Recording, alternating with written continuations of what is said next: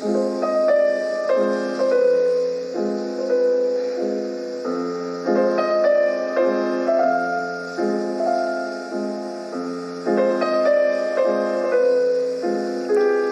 voix haute, à voix épistolaire. Lettre de Louis Germain à Albert Camus. 30 avril 1959. Je ne sais t'exprimer la joie que tu m'as faite par ton geste gracieux, ni la manière de te remercier. Si c'était possible, je serrerais bien fort le grand garçon que tu es devenu et qui restera toujours pour moi mon petit Camus. Qui est Camus ? J'ai l'impression que ceux qui essaient de percer ta personnalité n'y arrivent pas tout à fait. Tu as toujours montré une pudeur instinctive à déceler ta nature, tes sentiments. Tu y arrives d'autant mieux que tu es simple, direct et bon par-dessus le marché. Ces impressions, tu me les as données en classe. Le pédagogue qui veut faire consciencieusement son métier ne néglige aucune occasion de connaître ses élèves, ses enfants, et il s'en présente sans cesse.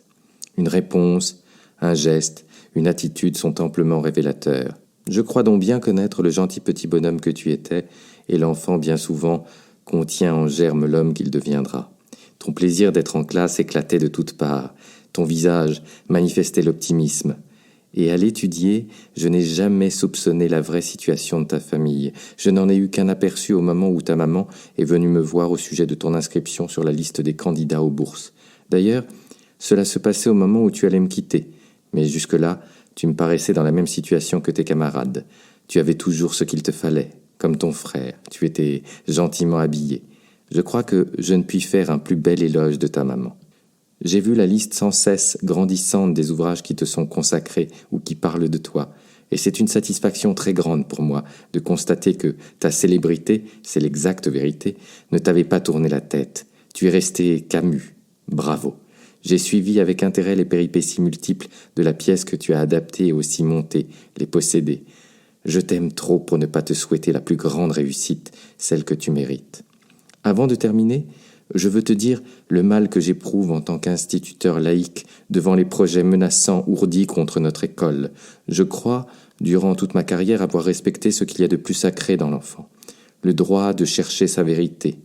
Je vous ai tous aimés et crois avoir fait tout mon possible pour ne pas manifester mes idées et peser ainsi sur votre jeune intelligence. Lorsqu'il était question de Dieu, c'est dans le programme, je disais que certains y croyaient, d'autres non, et que, dans la plénitude de ses droits, chacun faisait ce qu'il voulait. De même, pour le chapitre des religions, je me bornais à indiquer celles qui existaient, auxquelles appartenaient ceux à qui cela plaisait. Pour être vrai, j'ajoutais qu'il y avait des personnes ne pratiquant aucune religion. Je sais bien que cela ne plaît pas à ceux qui voudraient faire des instituteurs, des commis voyageurs en religion et, pour être plus précis, en religion catholique. À l'école normale d'Alger, installée alors au parc de Galan, mon père, comme ses camarades, était obligé d'aller à la messe et de communier chaque dimanche. Un jour, excédé par cette contrainte, il a mis l'hostie consacrée dans un livre de messe qu'il a fermé. Le directeur de l'école a été informé de ce fait et n'a pas hésité à exclure mon père de l'école. Voilà ce que veulent les partisans de l'école libre. Libre de penser comme eux. Avec la composition de la Chambre des députés actuelle, je crains que le mauvais coup n'aboutisse.